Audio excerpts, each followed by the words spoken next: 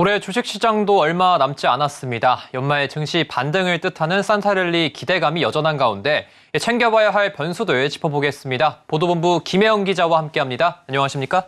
안녕하세요. 네, 첫 번째 살펴볼 키워드, 대주주 주식 양도 완화 관련해서 내용을 알아볼 텐데 어떤 내용인가요? 네, 정부가 대주주의 주식 양도세 완화 카드를 만지작거리고 있습니다. 이르면 이번 주에 관련 방안이 발표될 것으로 예상이 되는데요. 그러니까 대주주 결정액이 관건인데 확정치가 나오진 않았습니다. 현재 기준으로는 대주주의 경우 연말에 10억 원 이상의 주식을 보유하고 있으면 대주주로 분류가 됩니다. 자, 그런데 이 기준을 3배에서 5배까지 지금 검토하고 있는 것으로 알려졌는데요. 가장 유력시 되고 있는 부분은 현재 10억 원에서 50억 원으로 상향하는 부분입니다. 사실 앞서서 윤석열 대통령은 주식 양도세를 폐지해야 한다라는 공약을 내걸기도 했는데요. 지금의 대주주 과세는 2000년도에 이제 도입이 됐는데 당시에는 100억 원 이상으로 대주주가 결정이 됐었고요. 이후에 기준이 조금씩 낮춰지면서 2020년도 4월에 현재 기준인 10억 원 이상으로 조정이 된 바가 있습니다. 네, 그렇다면 이 정부가 대주주 주식 양도세를 좀 완화하려는 이유가 어떻게 될까요? 네, 핵심은 연말 매도 폭탄을 제거해서 주식시장을 부양하겠다라는 겁니다. 그 요지에는 개인 투자자들을 보호하겠다라는 명분이 깔려 있는데요. 현재 정부에서는 상장 주식의 대주주 범위가 경제 규모나 지금 시장 캐파에 비해서 워낙 범위가 넓다 보니 불확실성을 야기하고 이 피해가 고스란히 개인 투자자에게 전해지고 있다라고 판단하고 있습니다.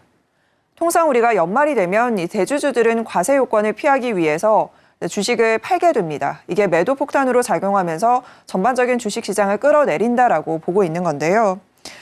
이와 관련해서 이게 주가가 빠져서 개인 투자자들에게 피해로 다가갈 수 있다라고 정부는 조금 판단하고 있는 것으로 이해가 됩니다.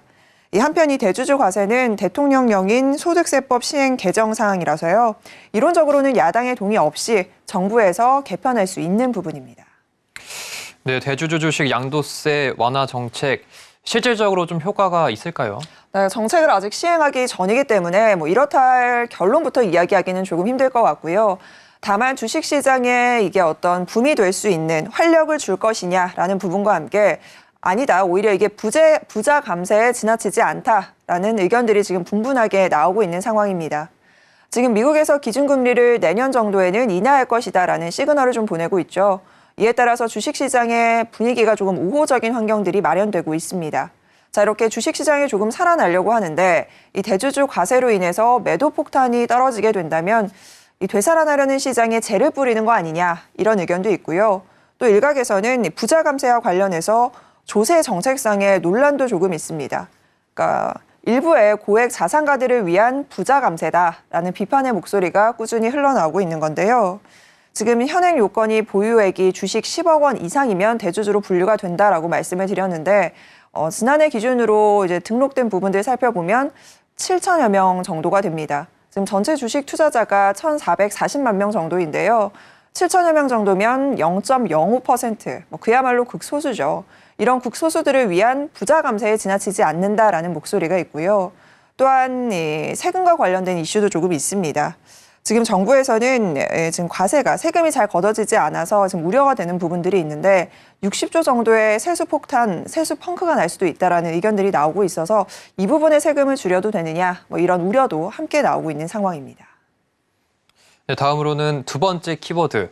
쩐의 전쟁입니다. 계속해서 지금 말씀을 드리고 있는데 한국앤컴퍼니 경영권 분쟁이 치열해지고 있습니다. 좀 지금은 상황이 어떻게 되고 있습니까? 네, 한국앤컴퍼니를 둘러싼 쩐의 전쟁이 본격화되고 있습니다.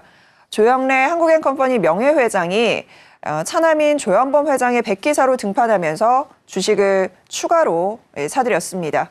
지금 조 명예회장은 한국앤컴퍼니 주식 3.2% 정도를 지금 지분을 추가로 매입을 한 상황인데요.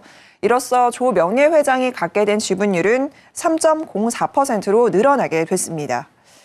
지금 장남인 조현식 한국앤컴퍼니 고문과 사모펀드인 MBK파트너스가 손잡고 한국앤컴퍼니의 경영권을 조금 흔들고 있죠. 경영권을 가져오기 위해서 주식 공개 매수에 나선 상황인데요. 기존에는 공개 매수 가격을 2만 원을 제시를 했는데 지금 2만 4천 원까지 올린 상황입니다. 이 때문에 조 명예회장이 등판해서 차남인 조현범 회장을 돕기 위한 백기사로 나섰다라는 분석들이 나오고 있는 상황인데요. 지금 MBK 측은 오는 25일까지 공개 매수를 진행을 하는데 전폭적으로 가격을 조금 인상하면서 막판 힘을 좀 싣고 있는 모습입니다. 또한 조 명예회장의 장녀죠. 이 조희경 이사장이 MBK 측을 지지하겠다라고 나서면서 부담이 좀 된 상황이에요. 이 때문에 조 명예회장은 추가로 지분을 좀 빠르게 사들여서 이번 이 경영권 분쟁을 빠르게 종식시키겠다 이런 의지를 드러낸 것으로 보시면 될 것 같습니다. 자, 이와 함께 사촌지간이죠. 효성 첨단 소재도 등판을 했습니다. 조현범 회장을 돕기 위해서 지분 매입에 나선 건데요. 지금 효성 첨단 소재는 한국엔컴퍼니의 지분 0.15%를 사들였고요. 조 회장과 특별 관계자로 이름을 올리면서 우호 지분으로 이제 엮이게 됐습니다. 자, 이렇게 해서 우호 지분을 모두 합치게 되면 조 회장의 지분율이 상당히 높게 올라갑니다. 한 46% 정도를 보유할 수 있게 되는 상황인데 결국 조 회장 측에 이제 원군들이 집결을 하게 되면서 지분율이 굉장히 높아졌죠. 이 때문에 이번 분쟁에서 확실한 우위에 섰다라는 분석들이 좀 나오고 있는 상황입니다. 한편 이 경영권 분쟁이 격화되면서 주가도 요동을 쳤는데요. 오늘 한국엔컴퍼니 주가가 11% 정도 올라가면서 17,700원까지 치솟게 됐습니다. 향후 주가 추이는 지켜보셔야겠지만 앞서서 공개 매수 가격이 24,000원이었는데 그렇다면 내가 지금 17,000원대에 들어가서 어느 정도의 이득을 볼 수 있지 않을까 생각하는 개인 투자자분들 분명히 있을 겁니다. 자, 근데 여러분들 주의하셔야 하는 부분이 있습니다. 경영권 분쟁이 되면 주가가 상승하는 요인이 되기는 하지만 공개 매수 가격을 잘 살펴보셔야 되는데요. 특히나 지금 공개 매수가가 24,000원인 상황인데 MBK 파트너스 측에서 이런 계획을 발표를 했습니다. 그러니까 최소 지분율 20%를 우리가 매입하게 되지 못한다면 없던 일로 하겠다라는 거예요. 결과적으로 이제 공개 매수를 통해서 단 한 주도 주식을 사들이지 않을 수도 있는 상황이 발견될 수도 있습니다. 특히나 조 회장 측의 지분율이 워낙 높기도 하고요. 지금 시중에 유통되는 물량이 별로 없는 상황이라서 공개 매수가 성공하기는 좀 힘들지 않겠냐는 게 또 증권가의 중론이기도 합니다. 이 때문에 결국 이제 MBK 파트너스가 목표 수량에 미달되게 된다면 공개 매수하기로 했던 주식을 단 한 주도 사지 않을 수 있기 때문에 한국엔컴퍼니의 주가는 이렇게 된다면 공개 매수에 실패하게 된다면 또다시 급격한 하락을 보일 수도 있어서 개인 투자자분들은 이 부분을 꼭 유의하셔야 할 것 같습니다. 네, 오늘은 보도본부 김혜영 기자와 함께했습니다. 오늘 말씀 고맙습니다.